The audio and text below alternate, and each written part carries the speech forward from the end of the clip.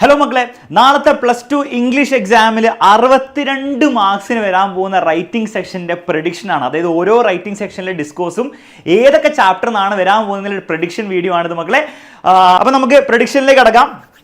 ഓരോരോ ഡിസ്കോഴ്സ് ഏതൊക്കെ ചാപ്റ്ററിൽ നിന്ന് വരാനാണ് ഏറ്റവും കൂടുതൽ ചാൻസ്. ഓക്കെ, ഇവിടെ നിങ്ങൾ ശ്രദ്ധിക്കേണ്ട കാര്യം, അലക്സ് സാർ പറഞ്ഞു ഈ ചാപ്റ്ററിന് വരുള്ളൂ, അതുകൊണ്ട് ഞാനത് മാത്രമേ പഠിക്കുന്നുള്ളൂ. അങ്ങനെ ചെയ്യരുത്. ആ ചാപ്റ്ററിന് വരാനാണ് ഏറ്റവും കൂടുതൽ ചാൻസസ്. ആ ചാപ്റ്റർ നിങ്ങൾ പഠിക്കുമ്പോൾ നിങ്ങൾ കുറച്ചും കൂടി എംഫസൈസ് ചെയ്ത് പഠിക്കണം. നിങ്ങൾ പഠിക്കേണ്ട, ഇന്ന് വൈകുന്നേരം വരുമ്പോൾ ഞാനത് എംഫസൈസ് ചെയ്ത് തന്നോളാം. Okay, first script of introductory announcement ചെയ്യാൻ വേണ്ടിയിട്ട് ഒരു ചോദ്യം വരാൻ ചാൻസ് ഉണ്ട്. 6 മാർക്കിനോ അല്ലെങ്കിൽ 4 മാർക്കിനൊക്കെ വരിക. അമീഗോ ബ്രദേഴ്സ് എന്നാണ് വരാൻ ചാൻസ്. അമീഗോ ബ്രദേഴ്സിൽ ഒന്നെങ്കിൽ ആ ഫൈറ്റ് തുടങ്ങുന്നതിന് മുൻപ് അല്ലെ ഫൈറ്റിന് ശേഷം നിങ്ങളോട് ചിലപ്പോൾ ഒരു അനൗൺസ്മെന്റ് കൊടുക്കാൻ പറയും. ഓക്കെ, നിങ്ങളാണ് റിംഗ് മാസ്റ്റർ അല്ലെങ്കിൽ നിങ്ങളാണ് അവിടുത്തെ കമന്റേറ്റർ, നിങ്ങളൊരു അനൗൺസ്മെന്റ് കൊടുക്കാൻ പറയാൻ ചാൻസ് ഉണ്ട്. പേടിക്കേണ്ട, ഞാൻ പഠിപ്പിച്ചു തരുന്നു വൈകുന്നേരത്തെ ലൈവിൽ. അതിന് വരാനാണ് ഏറ്റവും കൂടുതൽ ചാൻസ്. നരേഷൻ വരാൻ മാച്ച് ബോക്സ് എന്നും ആവാം, അമീഗോ ബ്രദേഴ്സ് എന്നാണ്. അമീഗോ ബ്രദേഴ്സിൽ ആ മൊത്തം ഫൈറ്റ് ഇൻസിഡൻറ്റും അതിൻ്റെ ബിൽഡപ്പും ഒക്കെ നിങ്ങളോട് നരേറ്റ് ചെയ്യാൻ പറയാം. മാച്ച് ബോക്സ് എന്ന് ചിലപ്പോൾ ചോദിക്കാം, നമ്മുടെ നോമിതയുടെയും അജിത്തിൻ്റെയും കഥ, അവർ തമ്മിലുള്ള ഫൈറ്റ് എങ്ങനെയാണ് നടന്നത് നരേറ്റ് ചെയ്യാൻ പറയാം. ഈ 2 ചാപ്റ്ററിനാണ് ഏറ്റവും കൂടുതൽ ചാൻസ് ഉള്ളത്. ഡിബേറ്റിൻ്റെ കാര്യം വരുമ്പോൾ 3 L's ഓഫ് എംപവർമെൻറ്റ് എന്നാണ് ഏറ്റവും കൂടുതൽ ചാൻസ്. ഓക്കെ, അതിനുശേഷം കുറച്ചൊരു ചാൻസ് ഉള്ള Amigo brothers. 3 L's of empowerment എന്ന് നിങ്ങളോട് ചോദിക്കാം, വർക്ക് പ്ലേസിൽ വിമൺ എംപവേർഡ് ആണോ, റൈറ്റ് 2 ആർഗ്യുമെന്റ്സ് ഇൻ ഫേവർ അല്ലെ 2 ആർഗ്യുമെന്റ്സ് അഗെയിൻസ്റ്റ് ദ സ്റ്റേറ്റ്മെന്റ് എന്നൊക്കെ പറഞ്ഞ് ചോദിക്കാം. അപ്പോൾ നിങ്ങൾ ജസ്റ്റ് വിമൺ എംപവർമെന്റിനെ പറ്റി വേണം ഗൂഗിളിലൊക്കെ ഒന്ന് സെർച്ച് ചെയ്തിട്ട് 2-3 പോയിന്റ്സ് പഠിച്ചു വെച്ചോ. മാത്രമല്ല ചാപ്റ്ററിലെ കാര്യങ്ങൾ ഉപയോഗിക്കാൻ മറക്കരുത്. ചാപ്റ്ററിൽ 3 L'കളുണ്ട്. ഈ എല്ലല്ല, 3 L ഓഫ് ലേണിംഗ് ലേബർ എന്ന് പറഞ്ഞ 3 L'കളുണ്ട്. ആ 3 L'കൾ എന്താണെന്ന് മനസ്സിലാക്കിയോ. അപ്പോൾ ഡിബേറ്റിൽ ഉപയോഗിക്കുമ്പോൾ അതൊക്കെ എടുത്ത് കാച്ചാം. ന്യൂസ് പേപ്പർ റിപ്പോർട്ട് ഹൊറേഗല്ലു എന്ന് ചോദിക്കാം. ഓൾസോ അവർ ഓഫ് ട്രൂത്ത് എന്ന് ചോദിക്കാം. കൂടുതൽ ചാൻസ് അവർ ഓഫ് ട്രൂത്ത് എന്ന് ചോദിക്കാനാണ്. ഹൊറേഗല്ലു എന്ന് ചോദിക്കാൻ ചിലപ്പോൾ ഹൊറേഗല്ലുവിനെ പറ്റിയിട്ട് ആരെങ്കിലും ഒരു ന്യൂസ് റിപ്പോർട്ടർ വന്ന് എഴുതി ഹൊറേഗല്ലു എന്താണ്, അതിൻ്റെ സിഗ്നിഫിക്കൻസ് എന്താണെന്നുള്ള ചാൻസ് ഉണ്ട്. പക്ഷേ അവർ ഓഫ് ട്രൂത്ത് എന്നാണ് കൂടുതൽ ചാൻസുകൾ എന്ന് ഓർമ്മിക്കുന്നു. സെമിനാർ റിപ്പോർട്ട് വീണ്ടും 3 L's ഓഫ് എംപവർമെന്റ് എന്നായിരിക്കും വരാൻ ചാൻസ്. അപ്പോൾ ഈ ഒരു വിമൺ എംപവർമെന്റിനെ പറ്റി ആരെങ്കിലും ഒരു സ്പീച്ച് കൊടുത്തു അല്ലെങ്കിൽ ഒരു സെമിനാർ നടന്നു, അപ്പോൾ അതിനെപ്പറ്റി റിപ്പോർട്ട് എഴുതാൻ ചോദിക്കാം. അപ്പോൾ വീണ്ടും നിങ്ങൾക്ക് എന്ത് ചെയ്യാം, ആ ചാപ്റ്ററിൽ നിന്നുള്ള പോയിന്റ്സ് എടുത്ത് ഒന്ന് നോട്ട് ചെയ്ത് വെക്കാം. സ്ക്രിപ്റ്റ് ഓഫ് സ്പീച്ച് വീണ്ടും 3 L's വരാനാണ് ചാൻസ്. അല്ലെങ്കിൽ അമീഗോ ബ്രദേഴ്സിലെ ഫ്രണ്ട്ഷിപ്പിനെ പറ്റിയിട്ടൊക്കെ വരാൻ ചാൻസ് ഉണ്ട്.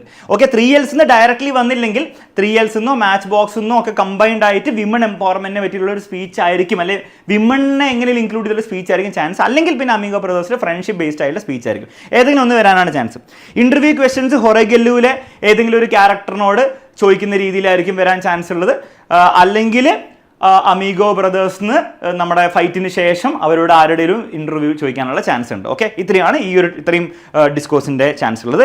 റൈറ്റപ്പിൽ നിങ്ങൾക്ക് 3 ചാപ്റ്റർ വരാൻ ചാൻസ് ഉണ്ട്. ഒന്ന് 3 L's, പിന്നെ ഹൊറേഗല്ലു, പിന്നെ അമീഗോ ബ്രദേഴ്സ്. അമീഗോ ബ്രദേഴ്സിലാണ് ഫ്രണ്ട്ഷിപ്പ് ബേസ്ഡ് ആയിരിക്കും. അപ്പോൾ ബേസിക്കലി നിങ്ങൾ അമീഗോ ബ്രദേഴ്സ് ആണ് എന്താണ് ഫ്രണ്ട്ഷിപ്പ്, സാക്രിഫൈസ്, കോമ്പറ്റീഷൻ, അതൊക്കെ ബേസ്ഡ് ആയിരിക്കും വരിക. അപ്പോൾ ആ ഒരു തീം ഒന്ന് ഓർത്ത് വെച്ചോ.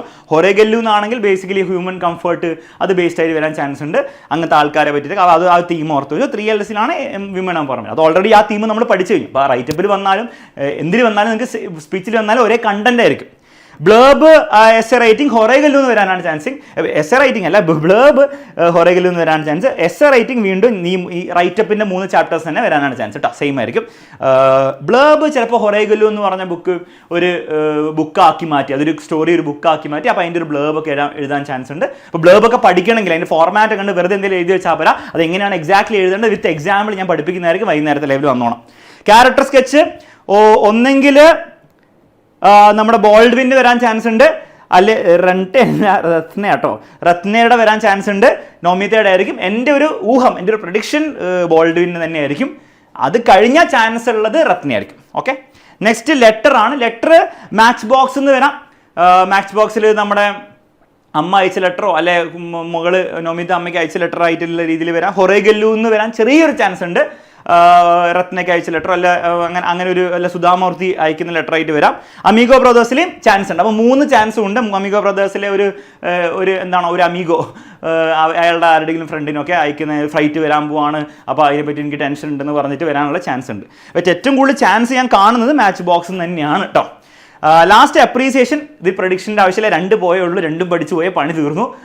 അത് കമ്പാരിസൺ ആയിരിക്കും വരും. അപ്പോൾ ഏതെങ്കിലും ഒരു പോയം പറയും, എന്നിട്ട് മറ്റേ പോയിട്ട് കമ്പയർ ചെയ്യും. അപ്പോൾ രണ്ടും പഠിക്കണം, അല്ലാണ്ട് നിങ്ങൾക്ക് കമ്പാരിസൺ ചെയ്യാൻ പറ്റില്ല. അപ്പോൾ ഇത്രയാണ് മക്കളെ പ്രഡിക്ഷൻ. ഒബ്വിയസ്ലി നിങ്ങൾ മനസ്സിലാക്കേണ്ടത് 100% എല്ലാം സത്യമാവണമെന്നില്ല, 100% ഇത് ഫുള്ളായിട്ട് വരണമെന്നില്ല. പക്ഷേ നിങ്ങൾ മനസ്സിലാക്കി മൊത്തത്തിൽ നിങ്ങൾ നോക്കുകയാണെങ്കിൽ ഏതാണ്ട് ഈ ഒരു പാറ്റേണിലായിരിക്കും വരിക. അവിടെ ഇവിടെ ചിലപ്പോൾ തെറ്റിപ്പോവാം, പക്ഷേ മൊത്തത്തിൽ ഈ ഒരു പാറ്റേണിലായിരിക്കും വരിക. പക്ഷേ ഇതൊക്കെ പഠിക്കണം, ഇത് വെറുതെ ഇങ്ങനെ മനസ്സിലാക്കിയാൽ പോരാ. ഇതൊക്കെ എങ്ങനെ എഴുതുക, അതിൻ്റെ ഫോർമാറ്റ് എന്താണ്, ഇതിൽ എന്തൊക്കെയാണ് പോയിന്റ്സ് എഴുതേണ്ടത് എന്നുള്ള കാര്യങ്ങളൊക്കെ നിങ്ങൾ വ്യക്തമായി പഠിക്കണം. പഠിക്കാൻ വേണ്ടി വൈകുന്നേരത്തെ ലൈവിൽ എല്ലാവരും വരണം മക്കളെ. അപ്പോൾ വൈകുന്നേരത്തെ ലൈവിൽ നമുക്ക് കാണാം. ഓൾസോ ഈ വീഡിയോ നിങ്ങൾക്ക് യൂസ്ഫുൾ ആയെങ്കിൽ ഫ്രണ്ട്സിനൊക്കെ ഷെയർ ചെയ്യുക, ലൈക്ക് ചെയ്യുക. ഓൾസോ ഒരു കമന്റ് ബോക്സിൽ ഒരു കമന്റ് ഇട്ടിട്ട് നിങ്ങൾ എന്നെ അറിയിക്കുക. Bye bye, take care. നമുക്ക് ലൈവിൽ കാണാം.